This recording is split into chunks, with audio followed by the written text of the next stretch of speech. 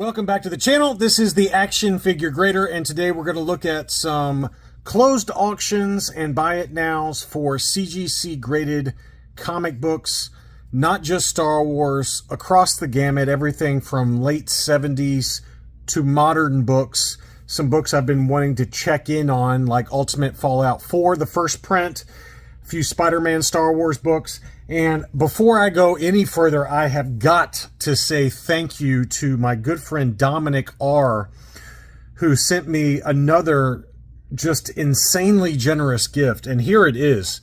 This is a 9.8 white pager direct edition for Wolverine Limited Series #1. This is the first solo Wolverine comic book. It's a pretty iconic cover from Frank Miller. It's one I've always wanted in the collection. As you guys know, I've been on kind of a hiatus from buying and been selling a lot of stuff, lots of empty shelves behind me. But Dominic said, hey man, you've been really good about not buying anything, so here's a reward. And it's an absolutely perfectly centered copy that he sent me as a gift. And I don't know what to say to Dominic except thank you. I mean, it's just way too generous of you.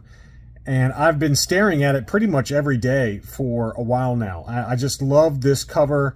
It's one I've always wanted. So thank you very much, Dominic, for the insanely generous gift.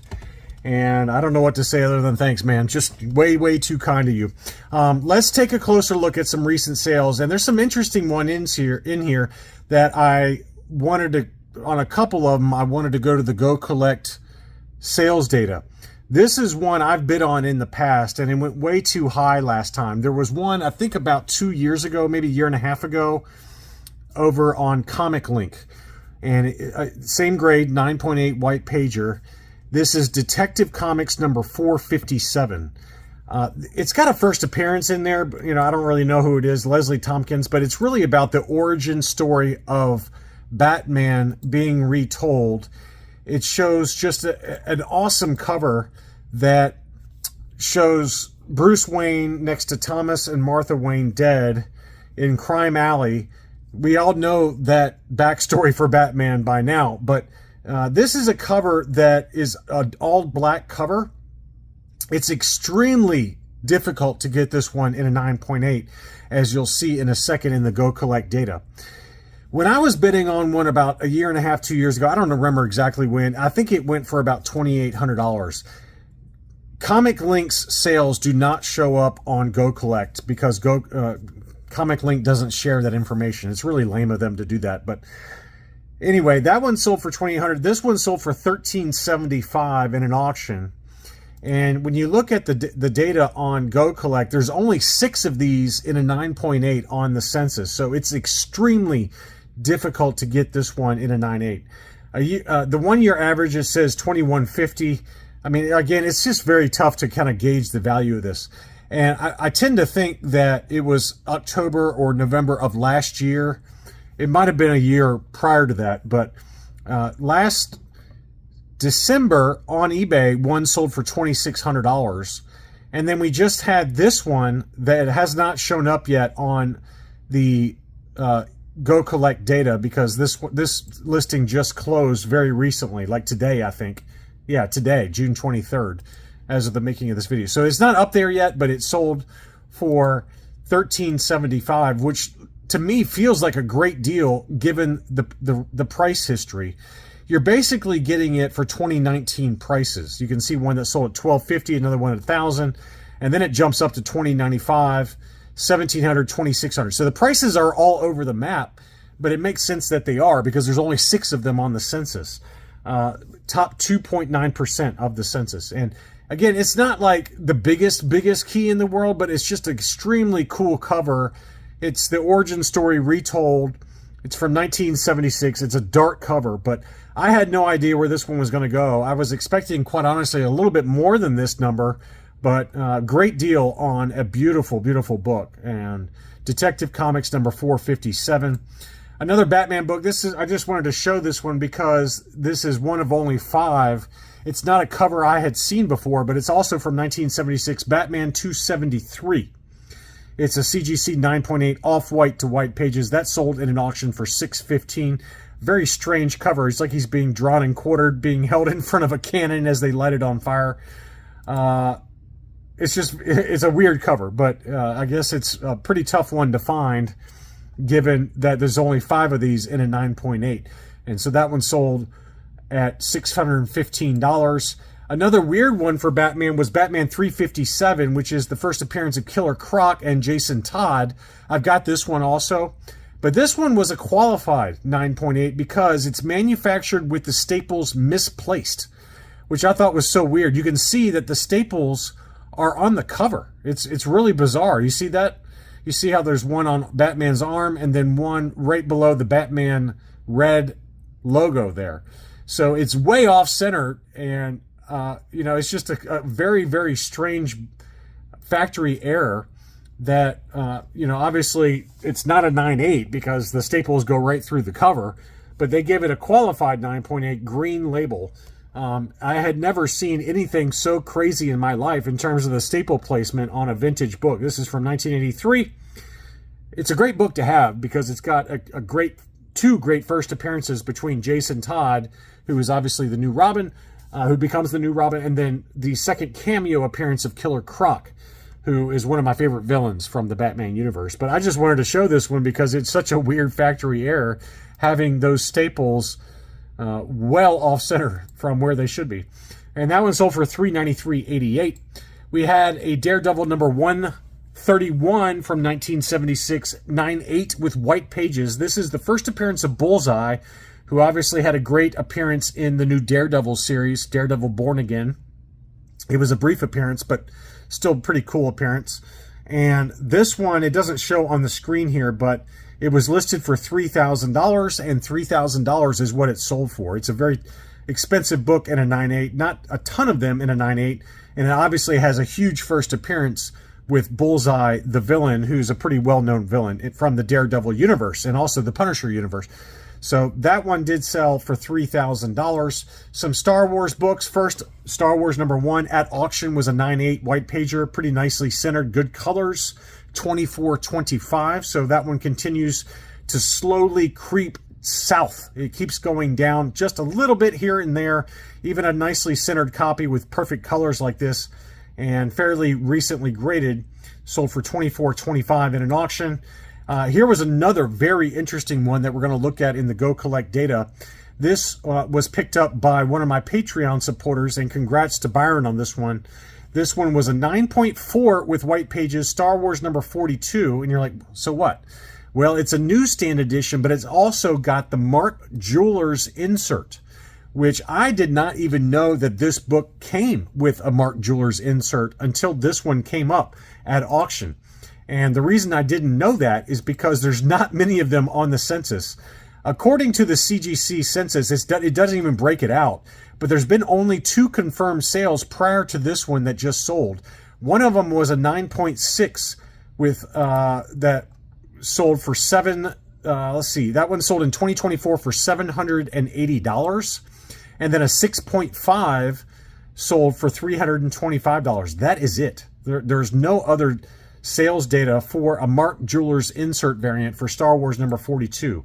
This one was 9.4 white pages, newsstand, Mark Jewelers, $312. I think he got a great deal on this. This is the second high. It says the highest graded with the Mark Jewelers insert, but I think it's the second highest graded because there is one showing as a 9.6 on Go Collect's data. I don't know for a fact, though. It's just the information is so spotty because this book is just literally impossible to find. That's a number I'd pay in a heartbeat, though, at $312. I thought that was a very good deal. And congrats to Byron on that. $312 for a Mark Jewelers insert Star Wars number 42 in a 9.4 with white pages. We had a Clone Wars number 1, obviously the first appearance of Ahsoka, $879. It's kind of hovering in that 800 to 900 range. This one did sell in a buy it now for $879. Here was a big book. This was the Canadian price variant for Secret Wars number 8, which is the origin of the symbiote costume, the black costume, or the alien symbiote that becomes Venom eventually. But this was the harder to find Canadian price variant with the custom Secret Wars number 8 CGC label. That one sold in an auction for $1,747. Big number on that one, but it is the Canadian price variant. So very, very cool there. Some other Spider-Man books. We had a direct edition ASM 238, the first appearance of Hobgoblin. This one did have off-white to white pages and sold for $10.35 in an auction. And I found another white pager that sold for $11.75 for the direct edition. So great book, classic book. I've got that one myself. We had an ASM 316 and another classic. This one sold for $400 in an auction. It's kind of been hovering between $375 and $425. It's basically the first true Venom cover. There's another book. I forgot what it is. I think it's ASM 299 that has just his head. I think that's the number. Don't quote me on that. But this one is really the first true kind of full picture of Venom. It's a classic Todd McFarlane cover. I've got this one in my collection. $400 in an auction for that one, but you can probably pick it up for sub $400, but not by much. Not by much. Next up, another one I have is the newsstand ASM 361, the first Carnage. This one sold for $375. That is right in line with Go Collect sales data for the last 30 days, but that's the newsstand edition. A great book as well. Masters of the Universe #1. This is the first full comic devoted to Masters of the Universe, and a great cover with all of the main heroes and main villains. That one sold for $250 on 50 bids. That's the direct edition, 9.8 with white pages. Some New Mutants books. 2 different newsstand editions of New Mutants 87 sold.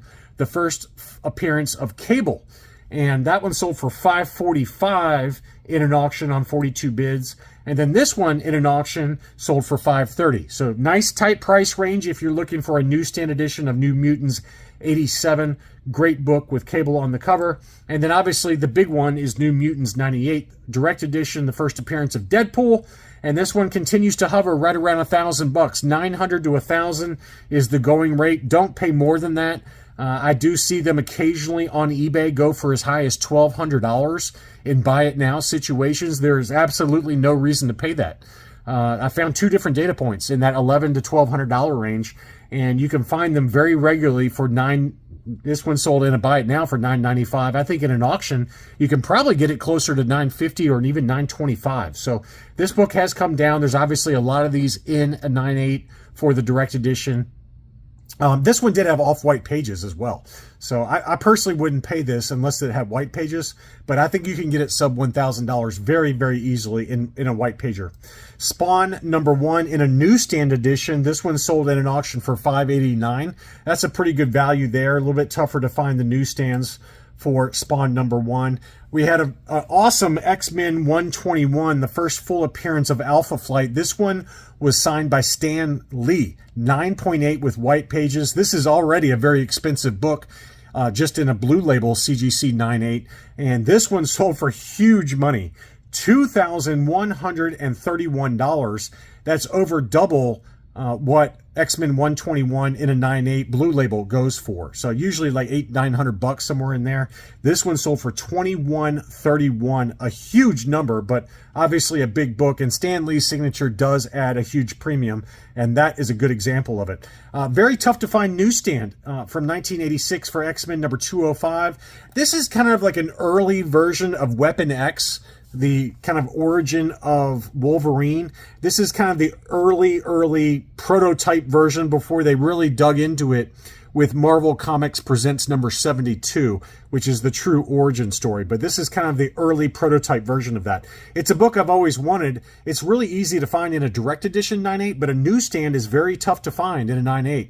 And the price reflects that. In a direct edition, you're probably like $150. I didn't look up the exact number, but it's not much. This one sold for $635 in an auction, so that shows you how rare that one is to get. It also did have a custom label. Next up was a CBCS 9.8 for Hulk 340, the second fight between Wolverine and the Incredible Hulk, $7.99. Pretty decent deal there. CGC 9.8 probably set you back about another $100, $900 or so for a CGC 9.8. Wolverine #17 newsstand edition. This remains very, very expensive despite it really not being a key issue.